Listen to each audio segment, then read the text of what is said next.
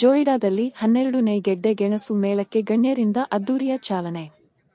ಜೋಯಿಡಾ ತಾಲೂಕಿನ ಕುಣಬಿ ಸಮಾಜ ಭವನದಲ್ಲಿ 2025-26ನೇ ಸಾಲಿನ ಆತ್ಮ ಯೋಜನೆ ಜೋಯಿಡಾ ಕಾಳಿ ಪ್ರವಾಸೋದ್ಯಮ ಸಂಸ್ಥೆ ಜೋಯಿಡಾ ತಾಲೂಕು ಕುಣಬಿ ಸಮಾಜ ಅಭಿವೃದ್ಧಿ ಸಂಘ ಜೋಯಿಡಾ ಗೆಡ್ಡೆ ಗೆಣಸು ಬೆಳೆಗಾರರ ಸಂಘ ಜೋಯಿಡಾ ಕಾಳಿ ರೈತ ಉತ್ಪಾದಕ ಕಂಪನಿ ಕುಂಬಾರವಾಡ ಇವುಗಳ ಸಂಯುಕ್ತಾಶ್ರಯದಲ್ಲಿ ಡಿಸೆಂಬರ್ 17, 2025 ಬುಧವಾರ 12ನೇ ಗೆಡ್ಡೆ ಗೆಣಸು ಮೇಳಕ್ಕೆ ಅದ್ದೂರಿಯಾಗಿ ಚಾಲನೆ ನೀಡಲಾಯಿತು.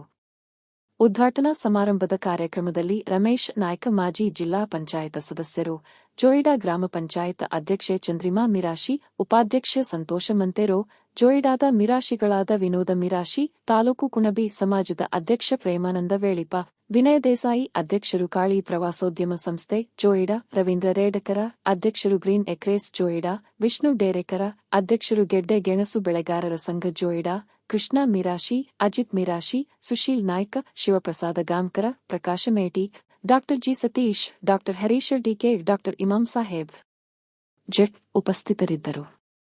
ಕಾರ್ಯಕ್ರಮದಲ್ಲಿ ಸ್ವಾಗತ, ನಿರೂಪಣೆ, ವಂದನಾರ್ಪಣೆಯನ್ನು ಸುದರ್ಶನ ಹೆಗಡೆ ನಿರ್ವಹಿಸಿದರು. ಕಾರ್ಯಕ್ರಮದ ಕುರಿತು ಪ್ರಾಸ್ತಾವಿಕ ಮಾತನಾಡಿದ ಡಾ ಜಯಾನಂದ ಡೇರೇಕರವರು, ಮಾನ್ಯ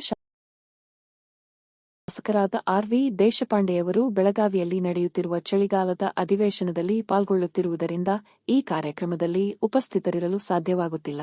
ಮುಂದಿನ ದಿನಗಳಲ್ಲಿ ಜೋಯಿಡಾದಲ್ಲಿ ಉತ್ಪಾದನೆಯಾಗುವ ಗೆಡ್ಡೆಗೆಣಸು ಮತ್ತು ಅದರ ಉತ್ಪನ್ನಗಳು ರಾಜ್ಯದಾದ್ಯಂತ ವ್ಯಾಪಕ ಮಾರುಕಟ್ಟೆ ಹೊಂದಿ ರೈತರ ಆದಾಯ ಹೆಚ್ಚಿಸಿ ಈ ಭಾಗದ ಆರ್ಥಿಕ ಮತ್ತು ಸಾಮಾಜಿಕ ಮಟ್ಟವನ್ನು ಮತ್ತಷ್ಟು ಬಲಪಡಿಸಲಿ ಎಂದು ಕಾರ್ಯಕ್ರಮಕ್ಕೆ ಶುಭ ಹಾರೈಸಿದ ಸಂದೇಶವನ್ನು ಓದಿದರು. ರವಿಶಂಕರ ಡೇರೇಕರ, ನಿತಿನ್ ಶೆಟ್ಟಿ, ದಯಾನಂದ ಕುಮಗಾಳಕರ, ಶುಭೇಂದು ಕಾಮತ್ ಸಹಕಾರ ನೀಡಿದರು. ಗೆಡ್ಡೆ ಗೆಣಸು ಮೇಳದಲ್ಲಿ ಸುಪ್ರಸಿದ್ಧ ಕುಣಬಿ ಮುಡ್ಲಿ ಸೇರಿದಂತೆ ಜೋಯಿಡಾದ ಬುಡಕಟ್ಟು ಜನಾಂಗದವರು ಬಳಸುವ ಗೆಡ್ಡೆ ಗೆಣಸುಗಳ ಪ್ರದರ್ಶನ, ಸ್ಪರ್ಧೆ, ಮಾರಾಟ ಹಾಗೂ ಆಹಾರ ಮೇಳ ನಡೆಯಲಿದೆ.